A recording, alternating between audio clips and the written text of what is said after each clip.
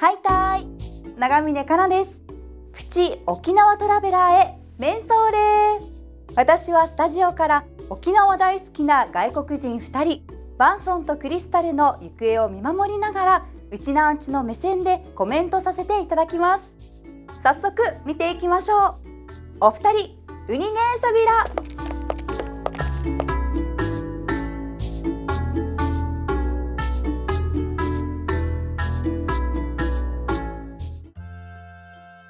はいさあクリスタル2023年も終わりが近づいてきたんですけれども、年末といえばね、忘年会も増えて泡盛を味わう機会が増えたんじゃないかな。そうだね。でも私泡盛大好きだからね、もう炭酸水で割って1合2合3合まで飲めるかな。そんなに、そんな泡盛を飲むのはもちろんなんですけれども、ただしほどほどにね。飲むだけではなく沖縄の大事な文化の一つなので、観光コンテンツとして泡盛を、勉強したりいろいろ見学したり、また泡盛関連の何かで体験したりするのもいいと思わない？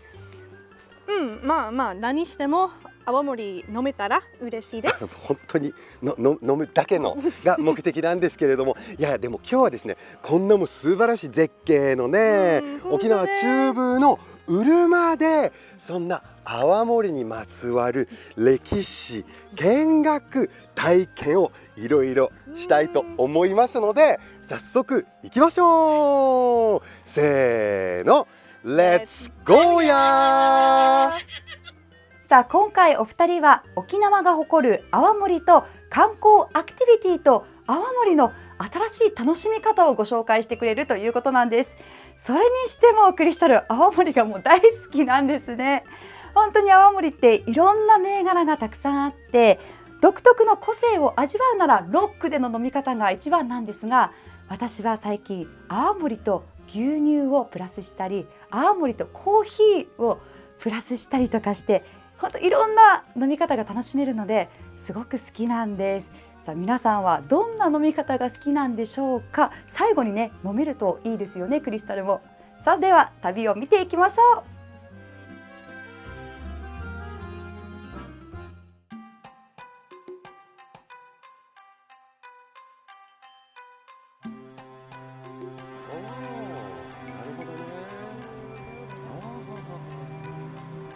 いらっしゃいませ。こんにちは。お待ちしておりました。お邪魔いたします。いや大変有名なね、泡盛の修造さんなんですけれども、新里修造さんなんですが、こちらはどういった沖縄最古の蔵元です。最古というのは最も古いっていうことですか？創業が1846年ですから177年。177年。すごいですね。今日はね、泡盛について本当にあれこれ勉強したりとか、いろいろ作り方とかも知りたいので、ぜひ案内の方よろしくお願いします。お願いします。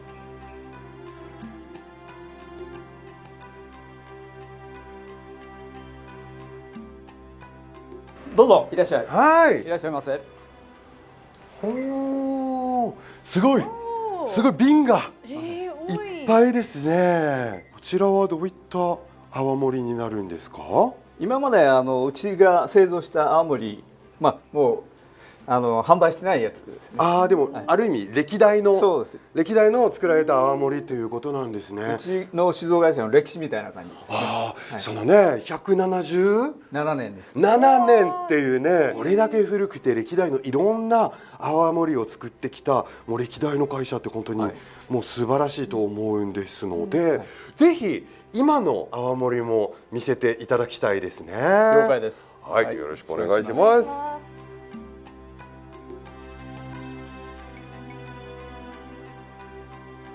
じゃあこれは今現在販売されている青森ですか？そうですね。うちの顆粒酒とそれから琉球という銘柄です。はいはいはい。顆粒酒っていうのは一般的に若いお酒ですね。でこの琉球は古酒。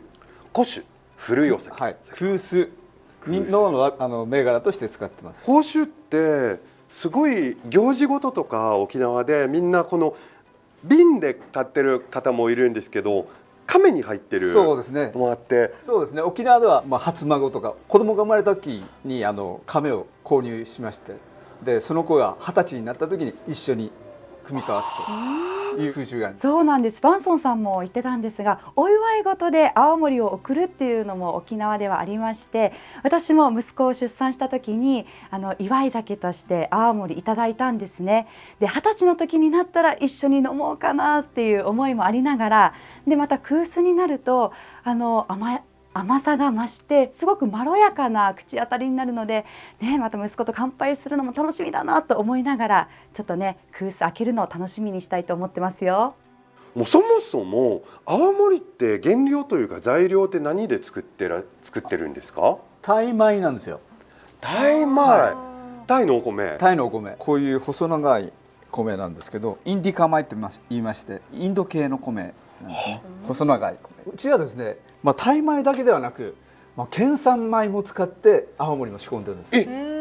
珍しいですね。こちらですか？こちらです。こちらはテロワール。テロワール。フランス語です。そうです。土っていうか土地のもの。フランスのワインの考え方。そうなんです。地域に合ったブドウを育てて、それを醸造して製品化すると。泡盛を海外に輸出した時に、どうして日本のお酒なのにわざわざタイ米を使うのということもあったもんですから、それでは地産地消ということで県産のお米を使って泡盛を作ろうという、タイ米とジャポニカ米を掛け合わせたような形なんですね。実はね、この工場の方にも見学をされてるっていう風の噂で聞いたので、今日もちょっとその案内もお願いできますか？案内しましょうか。ぜひ、お願いします。よろしくお願いします。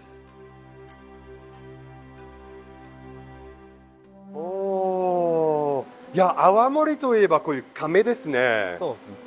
こちらは亀にするのは何か理由あるんですか？そうね、泡盛の貯蔵方法にはいくつかあるんですけど、亀入れるとこの熟成が早いということがありますね。またこの土でできてるのは味にも少し影響は、そうですね、いい感じ、ワインでいう樽みたいな感じですね。このタンクにですね、原料米のタイ米を入れまして、水に漬け込むわけですね。で漬け込んだ泡盛を今度は蒸し上げなくちゃいけないんです。これが蒸し上げる機械になります。今度は黒麹菌を散布するんですね。黒麹菌、こういう黒い、それを蒸し上がった米に散布するわけで、その後麹を育てるための部屋ですね、生菊期って言います。中で2日間で麹作りをします。でその後発酵というプロセスに入ります。この大きなタンクがあるんですけれども、発酵タンクですね。発酵タンクですね。この中には仕込み水とお水、お水と、それと2日間で作った黒麹ですね。麹を入れて、さらに一つ青森酵母、それで発酵という形で20日間でこう発酵させるわけですね。それをもろみというんですけど、もろみ聞いたことあります。そのもろみをですね、今度は蒸留ですね。蒸留っていう工程はですね、大きなタンクの中にこのもろみを移しまして温めるわけですね。そうすると中にあるアルコールが気体に変わりますよ。気体に変わったやつを急激に冷やして液化させる、それが蒸留のプロセスで、そろそろぜひ少し試飲もやってみたいなと思いますけれども、よろしいですか？ぜひよろしくお願いします。さあ、試飲タイム、お勉強もね大好きなんですけど、この時間は非常に楽しみにしておりました。一番最初のやつがこの顆粒子というやつですね。じゃあ一般酒で若いお酒、30度あります。でその次の真ん中のやつがこの琉球プレミアムって言いまして、5年古酒かつプレミアムなんですね。それから前にご紹介しました沖縄の県産米を使った泡盛では、いただきましょう。チェーズ。カリー。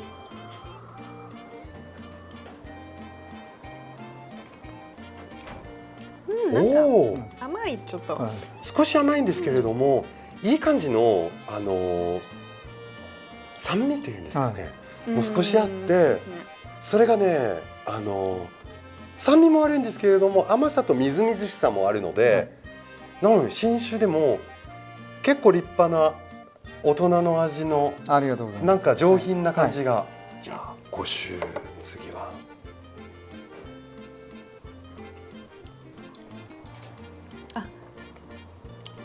おおなんか飲みやすい。飲みやすいですし、深みありがとうございます。後味いやこれすごいこれ本当に美味しい、まあ古酒これが青森の深みですね。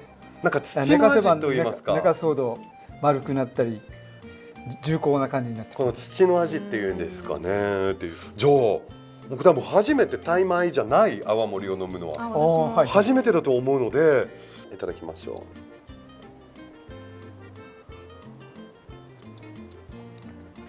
う。おあ優しい、ー、うんうんうんすごく優しい味ですね。 30度ですけどすごい軽い感じがすると思います。はいいいですね。あとねよく見たらなんかリキュールとかもいろいろありますね。あります。まあパッションフルーツのリキュールだったり、それから梅酒ですね。梅酒はシークワーサーの梅酒、紅芋の梅酒あります。それからもう一つスピリッツというのもあります。はい青森とブラックコーヒーを合わせたようなうん。味ですね。ね。すごくご自慢のはい商品もあるんじゃないですか。 3年前にウイスキーの事業に取り掛かりましてですね、作ったウイスキーがあります。新里という新里さんの銘柄ですお名前がね、はいこれもかっこいい。ちょこっと飲みますか。はい。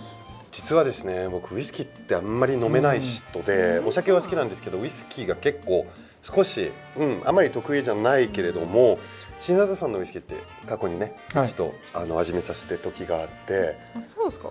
すっごい美味しかった、だからウイスキーはちょっと不得意な人でも美味しく思えたものなので、これは本当にもうぜひクリスタルさんにもはい。味わっていただき。きたいです。この優しい香りと美味しい。美味しいよね。刺さないですね。そうですこのありがとうございます。喉を刺さないし、少し普段苦手なウイスキーの後味がはないんですよ、うんこれは。優しいフルーティーな後味だけが残ってて、それが素晴らしいですね。いや本当にね、歴史ある酒造さんでね、177年ということで、もう本当に伝統的な青森もそうなんですけれども、新しい挑戦もされてね、沖縄のお米だったりとか、観光客にも絶対面白いと思うんですよね。実はこういうのがあるんですよ。琉球青森蔵っていうことで、各蔵の見学だけではなくてですね、それに加えたコンテンツ、いろんなコンテンツがあるんですよ。はい体験ができる。体験だったりとか、その地域の観光だったりとかね。うちの場合ですとカフェがありましてですね、はうるま市のあがり名城さんで、はいうちのお酒が体験できるんですよ。どういう感じの体験できるんだろう。行ってみてください。あ、ぜひ行ってみたいです行ってみたいね。ですぜひぜひ楽しんできます。はいいや今日本当にね素敵な案内と泡盛をより深くいろいろ分かりました。本当にありがとうございあります。がとうございます。いや酒造の工場見学からの、そして泡盛の飲み比べ、これも最高な体験ですよね。もう2人飲んだ瞬間ね、笑顔になってましたよね。いいな、これ味がね、皆さん気になりませんでしたか？また2人のリポートがとっても上手でね、より飲みたくなりましたよね。いや青森なんですが、600年前に南洋貿易によって蒸留酒の製法が沖縄に伝わって、以来沖縄の人々に愛され育まれてきたお酒ということで、ぜひ皆さんも沖縄が誇る青森、ぜひ見学もしてね、勉強しながら、そしてその後に飲んでみるっていうのもいいかもしれませんね。さあ次はなんだか新しい体験ができるカフェに行くということで、こちらも気になります。どうぞ。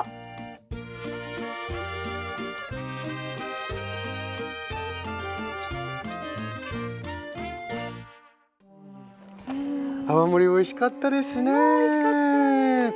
そして次は面白い体験ができるということでね、またうるま市のこのちょっと違うところでこういうね細い通路を入ってこの古民家があるっておっしゃってたんですけれども、ここかなあ。めっちゃなんか素敵な雰囲気ですね。三振の音も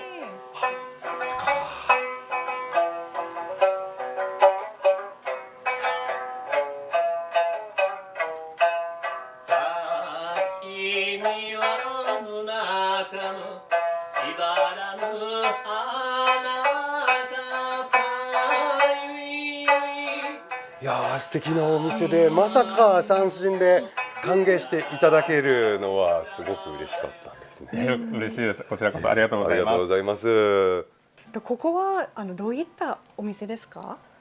こちらのお店はですね、コンセプトとしては地域の文化を楽しむはコンセプトにしてまして、宿&喫茶あがり名城と申します。い、いいですね。こんな素敵なもう伝統的な感じのね古民家で、地域の文化を体験するっていうのはどういったアクティビティするんですか？三振に触れることも一つですし、おーあと地域の伝統芸能のエイサー体験おーを過去やったこともあります。あとそれ以外当店ちょっと特殊なのが、地域の食材を知ってもらうという意味ではい、麦茶の焙煎体験というのがあるんです。焙煎体験ですね。そうなんです。それを楽しんでもらおうかなと思ってます。それ作るんですか？体験するんですか？はい、そうです。じゃあぜひなんでしょおう願いします。でも泡盛関係ということなので、はい、またちょっと飲めるってことじゃない？そういうことです。イエーイ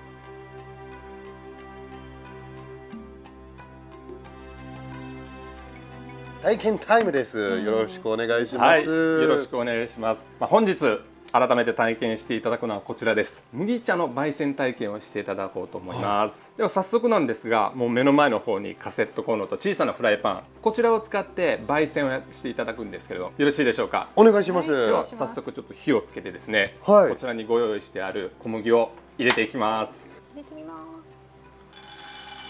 す。おお黒っぽいものと白っぽいものが、入り混じっていると思います。ー。はい。はい、黒っぽい方はあらかじめお店の方で9割方焙煎を済ませてあります。先に焙煎を少ししたんですね。はい、ですので失敗はほぼないので安心してください。ああ、優しい体験。なんかポッてしたよ今。はい、早速動き出しましたね。動いてる動いてる。これなんかよこした方がいいですか？はい、じゃあそろそろ一度ですね、フライパンを持ち上げていただいて転がしてあげてください。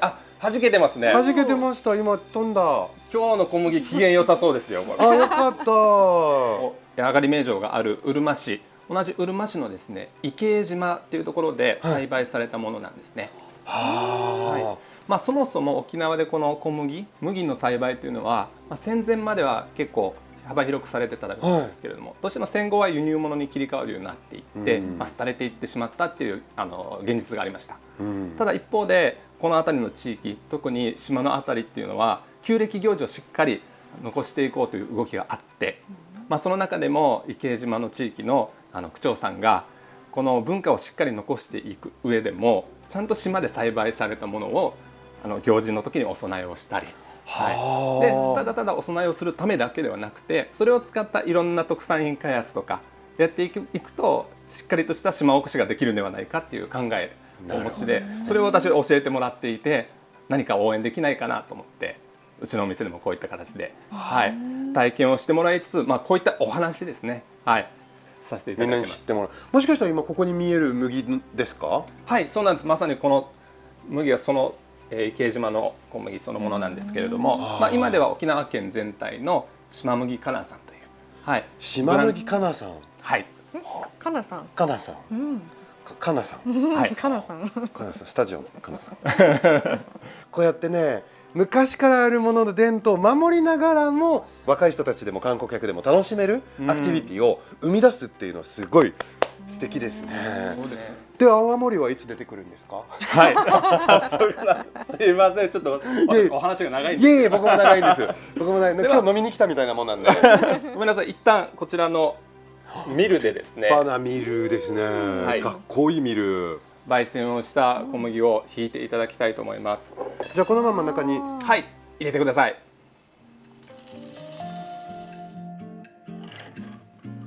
もうあっという間に終わっちゃったっていう。でもいいじゃないですか。ね、半分潰れたような状態で、でここからはこれまでやってこなかった小麦コーヒーの焙煎をやっていただこうと思小います。麦コーヒーの焙煎。はい。そうなんです。穀物コーヒーとして味わっていただこうと思います。いいですね。Jingle bell, jingle bell, jingle all the way。同じ種なんですけど、こっちはちょっと濃く作った。早いでしょ。まだまだ。こちらは入れていただいて、で少し時間をかけてゆっくりドリップしていきます。はでこれを使って青森麦ボールを飲んでいただこうと思います。おお。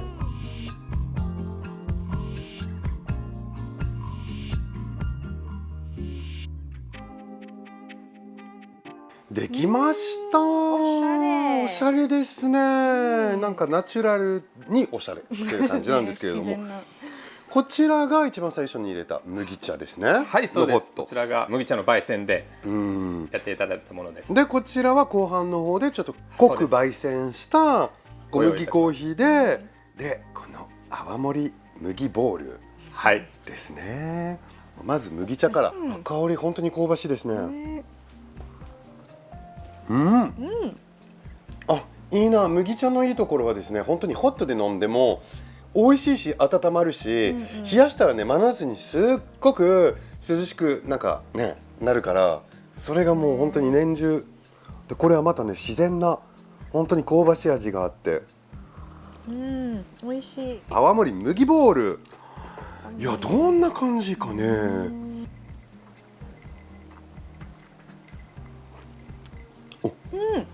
なんだろう、何これ、なんか不思議な感じ。なんか意外、めっちゃ今泡盛と麦の少しした酸味と甘みがいろいろね、こういやもう本当に踊ってるっていう以外、口の中で踊ってるっていう以外な表現がないな。泡盛がこんなにいろんな活用されてるのはすごい今日びっくりした。いいですね。知らなかったですね。すごい素敵な体験、またすっごい美味しいねドリンク、ありがとうございます。いや、こちらこそです。ありがとうございます。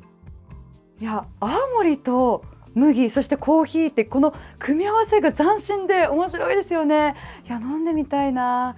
泡盛ってどうしても年配の方が飲むお酒っていうイメージがあったり、若者離れって言われているので、こういう風な新たな体験を通しての楽しい飲み方だったり、新しい飲み方があるとね、より皆さんとっつきやすいなと思うんですよね。いや、私も体験してみたいです。いやいいですね。やはり沖縄といえば泡盛、とても有名なお酒で、今回は年末ということでね、年末のお供っていう話もしてるんですけれども、もちろん年末に限らずね、どんな集まりでも泡盛って登場するんですよね。沖縄の文化の要素の一つとして観光とともに楽しめる泡盛もいいなと思いましたね。クリスタルはどうでした？そうですよね。いろんな青森の種類はあるんじゃないですか。で、場所によって作り方も違うので、皆さんは絶対自分好みの青森を見つけると思います。この年末でも大活躍する泡盛だと思いますのでね、皆さんほどほどにぜひ楽しんでください。それでは See you シーサー。いや、青森って本当にいろんな楽しみ方があるんですね。私は青森をワイングラスに入れて飲むんです。そうするとまたちょっと雰囲気が違った大人の雰囲気でね、味わえますので、皆さんもやってみてください。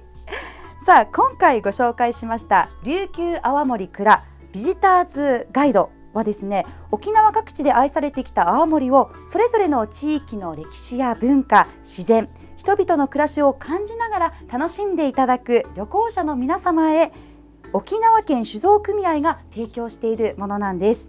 今回訪れたうるま市以外にも、伊是名島、恩納村、那覇市、石垣島でも沖縄の泡盛を体験できるさまざまなプランがあるということで、皆さんぜひ泡盛をより深く体感してみてはいかがでしょうか。